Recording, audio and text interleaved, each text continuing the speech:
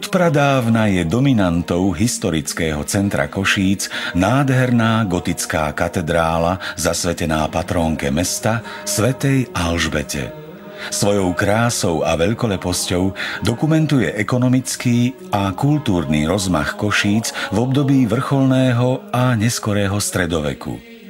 No Košický dóm nie je prvým chrámom na tomto mieste. Mal predchodcu, ba možno i dvoch.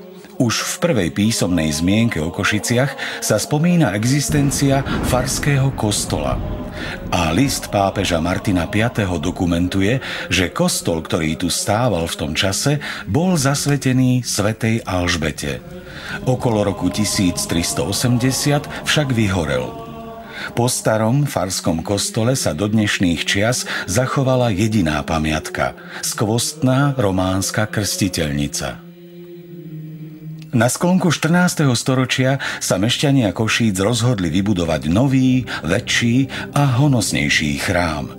Výstavba gotickej katedrály bola vždy zdĺhavým podujatím, ktoré zamestnávalo celé generácie staviteľov.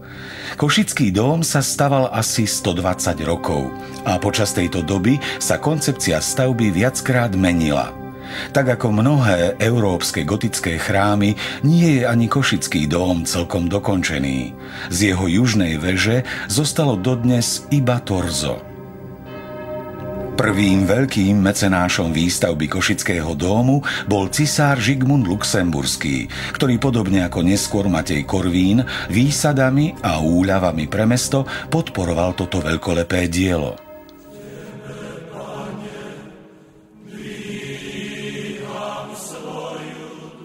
Najviac však pre svoju katedrálu obetovali samotní košickí mešťania, pre ktorých bola v prvom rade vyjadrením ich vzťahu k Bohu. Gotická architektúra mala už v Košiciach svoju tradíciu. Ešte v polovici 14. storočia nechalo mesto vybudovať cintorínsku kaplnku v tesnom susedstve budúceho dómu. Táto stavba burgundského typu má nevšednú architektonickú hodnotu a dodnes zamestnáva historikov a umenovedcov.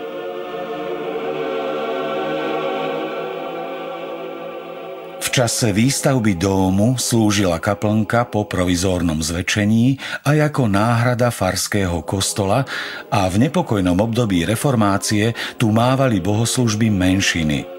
Je zasvetená svätému Michalovi, sprievodcovi duší na druhý svet, ktorý je znázornený aj na hlavnom oltári, ako premáha draka Satana.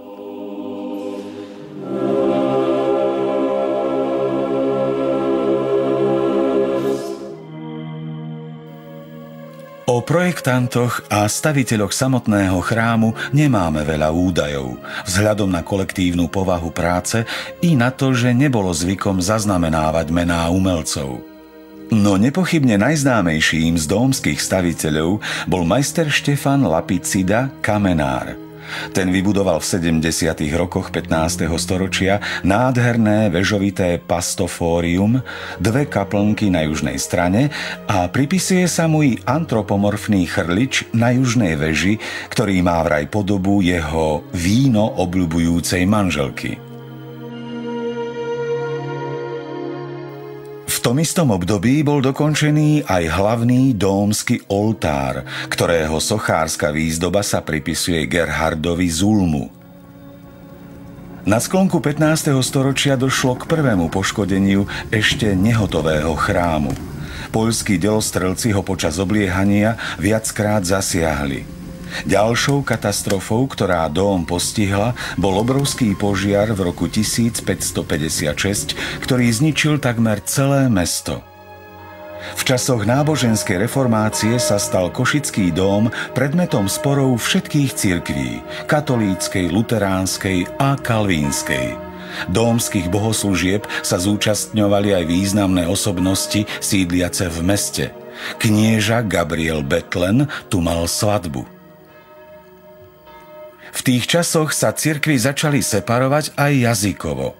Za biskupa Františka Barkovciho slúžila susedná kaplnka svätého Michala na bohoslužby košickým Slovákom.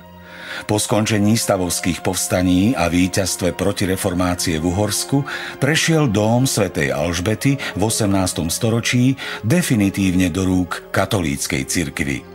Keď bola v roku 1804 vytvorená košická diecéza, stal sa dovtedy farský dóm biskupskou katedrálou.